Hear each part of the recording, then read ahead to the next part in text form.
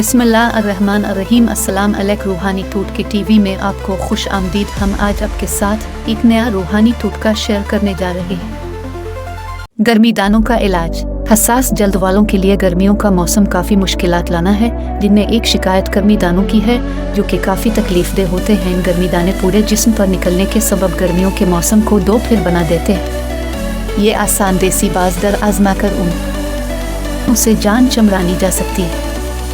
1 cup पिसा हुआ दाल, सफ़ेद भाजी, बोदीद पिसा हुआ आधा कप काफूर की 2 गोलियां, पुसी हुई सबको अच्छी तरह बारीक पीस कर छान कर 1 कप किसी भी लाल कम पाउडर में मिला लें और बोतल में भर कर रख लें।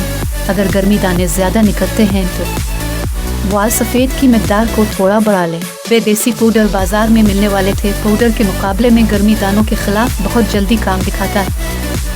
अगर आपको हमारा टोटका पसंद आया हो तो लाइक और सब्सक्राइब करना ना भूलिएगा और कमेंट्स में ये ज़रूर बताइएगा कि आपको इससे कितना फ़ायदा हुआ। शुक्रिया।